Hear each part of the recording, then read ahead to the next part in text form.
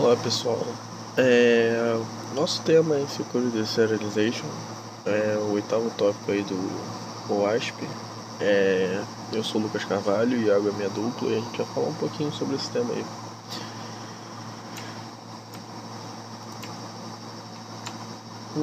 Para começar, né, o que é Security Deserialization? Security Deserialization é uma vulnerabilidade que ocorre quando dados não confiáveis são usados para abusar da lógica de uma aplicação, né, em que o invasor pode causar um ataque DOS, né, Denial of Service, ou até mesmo executar algum código quando o objeto é deserializado. Só para indicar para vocês, né, que esse tópico, né, Security Deserialization, ocupa o oitavo lugar na lista do top 10 de 2017. Então, assim, né, é um tema bem importante. Para começar, né, o que seria uma serialização?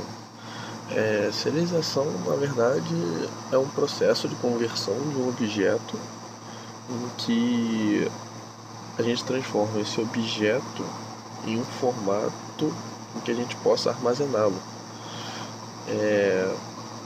Que a gente possa, além de armazená-lo, a gente possa enviar, né, através de uma rede. E geralmente, né, ele é serializado em um texto binário ou estruturado, que eu botei aqui como exemplo o XML e o JSON, né, que são os dois mais usados hoje em dia. Hoje em dia a maior parte das aplicações web utilizam esses dois formatos. E a deserialização, né, que por outro lado é o processo oposto, né, inverso da serialização. Ou seja, a gente vai transformar em dados um objeto que a gente recebeu. Aí falar, né, do contexto, né, da serialização e deserialização das aplicações web, né, que hoje em dia as aplicações da web fazem uso da serialização e deserialização de modo bem regular, né, e hoje em dia a maior parte das linguagens de programação fornecem recursos nativos mesmo da linguagem para a serialização e deserialização de dados, especialmente no formato XML e JSON. É importante a gente entender que a deserialização segura de objetos é uma prática normal de desenvolvimento de software.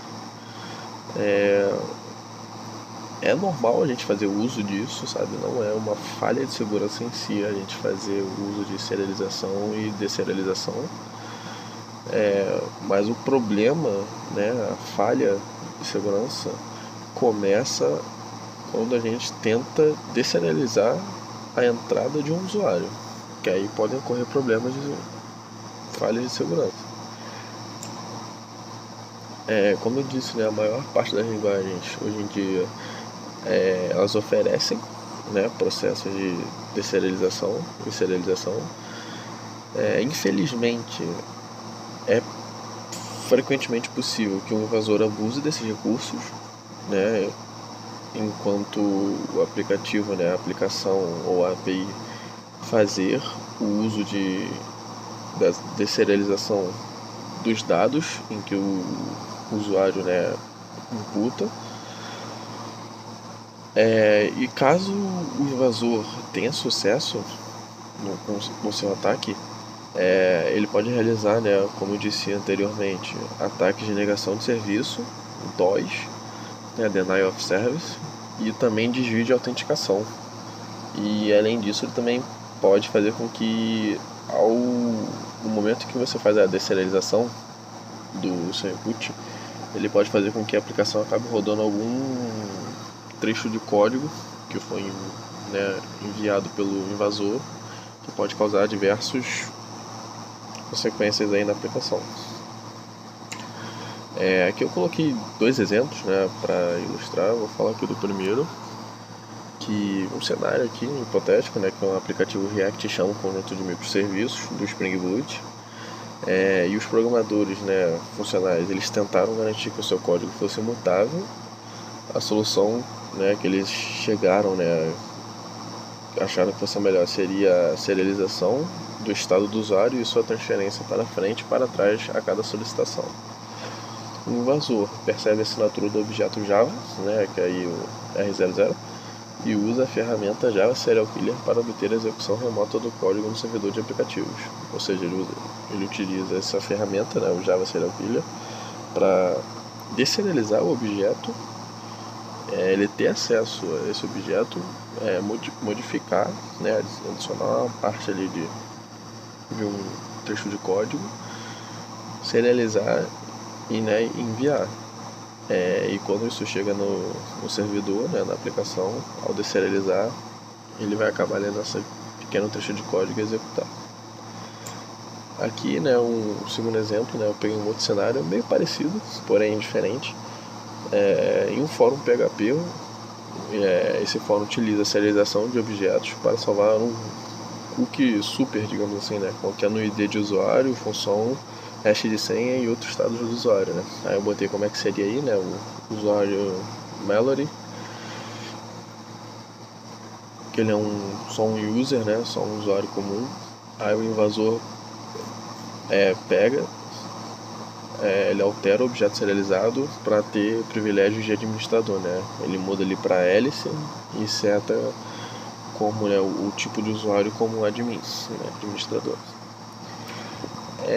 Aí o que leva, né, a gente, né, a perguntar a aplicação é vulnerável? Ela sempre é vulnerável? Isso vai depender muito de como você faz a implementação e quais medidas de segurança você toma. Aplicações e APIs, elas só serão vulneráveis se houver a deserialização de objetos que seja fornecido por usuários, né, por invasores. E isso, como eu tinha dito já algumas vezes, pode resultar em dois tipos de ataque. Ataques relacionados a objetos e estruturas de dados, em que o invasor modifica a lógica da aplicação ou alcança a execução de uma parte de código. E ataques de adulteração de dados, em que o invasor altera o controle de acesso a dados e também modifica o seu conteúdo, né? Ele pode também alterar parte dos dados. Aqui eu botei, né, tipo, os principais lugares, né, que a gente utiliza a serialização e deserialização das aplicações. Isso é bastante utilizado na comunicação remota entre processos, tokens de autenticação de API, cookies, parâmetros de formulário, serviços da web e bancos de dados. Falei, né, de tudo isso, mas agora, né, falei dos problemas em si, né, o que pode acontecer, mas como é que a gente pode prevenir isso? Segundo o próprio OWASP, né, eles têm um site que fala um pouco sobre isso. Segundo o próprio site deles, o único método seguro é você não aceitar os objetos serializados de fontes não confiáveis. Ou seja, né, a gente não pode aceitar que o usuário faça, né, um input de objetos serializados.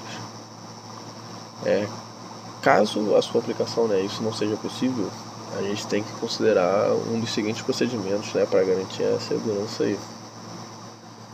Um deles, né, é implementar verificações de integridade, como assinaturas digitais, em que qualquer objeto serializado para impedir a criação hostil de objetos ou adulteração de dados.